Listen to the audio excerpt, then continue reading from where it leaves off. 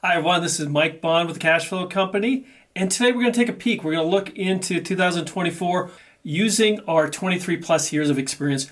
What have we learned and what do we expect in 2024 as a real estate investor? Here's how I see 2024 playing out. 2023, we still see the Fed increasing rates. They still have at least two more they have mentioned that they're going to increase by the end of the year. Interest rates currently are somewhere between 7 and a little over 7% for a person moving in, buying a house, owner-occupied property for a 30-year fixed. We also have a statistical gap out there. According to Realtor.com, there are about 6.4 million household units still short in the U.S. About 2.3 million of those are single family. On one side, we have a shortage of homes being produced and coming to the market. On the other side, we have increased interest rates where affordability comes in. Remember, all of our buyers, all the people moving into them, if they're investors or just homeowners, they have to afford the mortgage. Not only afford it, but qualify. They may think they can afford it, but maybe they don't qualify. We're going to go over those kind of numbers. We're going to show exactly how that's going to impact and how it's going to turn in 2024. So currently what we're doing is we're creating pent-up demand. There's more people living with their family members or other non-family members as multi-family households are created. And most of that comes back to, again, affordability. If they can't afford to pay the rent or the mortgage, they have to look at other options. So more and more people are starting to live together. That will only last so long. When you're in your 20s, that's fine. When you're in your 30s, it gets a little less fun to live with your friends or family members. And don't forget, 2024 is also a presidential election. Even though the Fed is not tied to either the Democrats or Republicans, there's always pressure on them to make sure the American people feel good about where they're going or what they're doing. We do see, and it was actually anticipated this year, rates going down. For sure, by next year, the Fed's going to reach their max and start dropping those rates, which will affect every kind of affordability out there.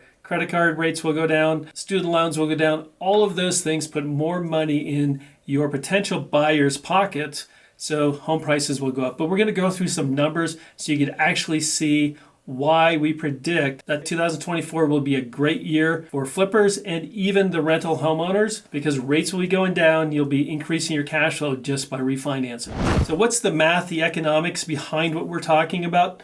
We're going to go through a couple examples, but let's just remember that everyone moving in, like I said before, or buying your property is someone who has to be able to afford it and qualify with the lenders. Even though someone thinks they can afford it, the lenders may have a different opinion on that and if they qualify or not. So we have to remember it's not only what they can afford or think they can afford, but it's also what they could qualify for. Let's look at an example because I think it's the easiest way to paint this picture for you. Let's say a household, a family can afford $2,000 a month for their mortgage payment and take out $100 each for taxes and insurance. Net, they could afford about $1,800 a month. So that $1,800 a month right now, with rates about 7%, will allow them a loan of up to $270,000. So what they can afford is a loan, depending on how much they can put down, of $270,000. And what's scary about that is a couple years ago, when rates were 2.5%, that same $1,800 could afford a loan of $455,000. So as you can see, our affordability has gone way down. Hopefully, we're hitting that peak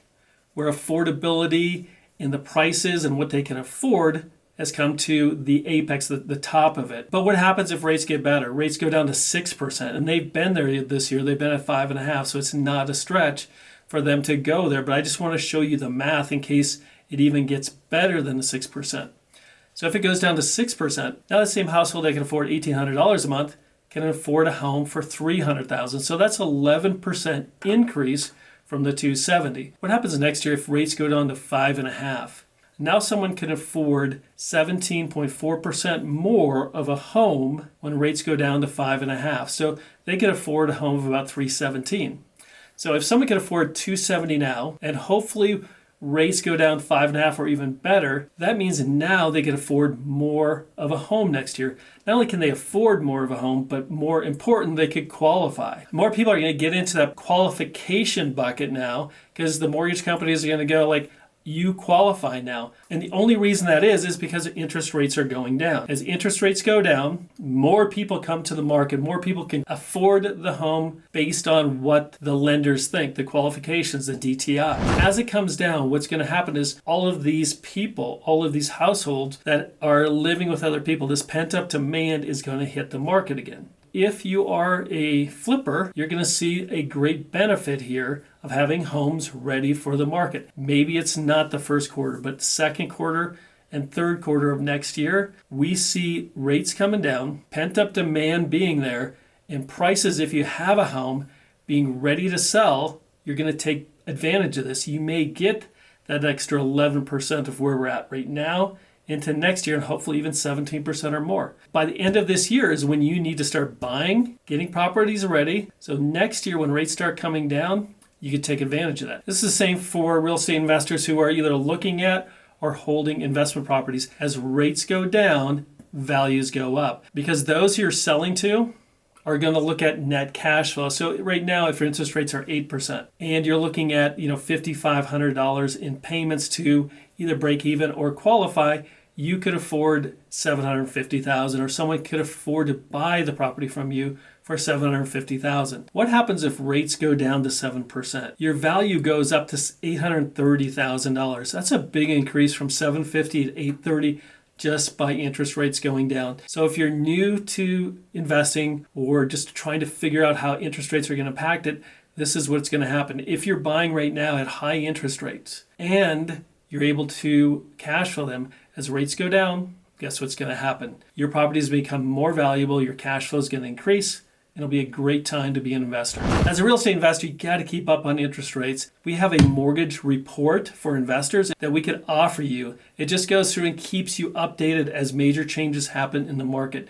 Our rates going up a half a point. It's not a daily thing, but it is a report that comes out at least weekly, and it tells you what's happening in the mortgage industry that impacts you. The DSCRs, the conventionals, the bank loans, the private money or hard money loans, stuff like that. If you want a copy, just email me, Mike at the Cashflow Company. I'd be glad to get it out to you. But this is the time to keep an eye on it. For the last couple of years, interest rates have been rising, but before that, interest rates were so good, you never had to worry about these things. Now it's worth keeping an eye on. Once again, reach out to us, get on our list for the Investor Mortgage Report, keep up, see what's happening, and you're going to see your profits in 2024 skyrocket if you're prepared.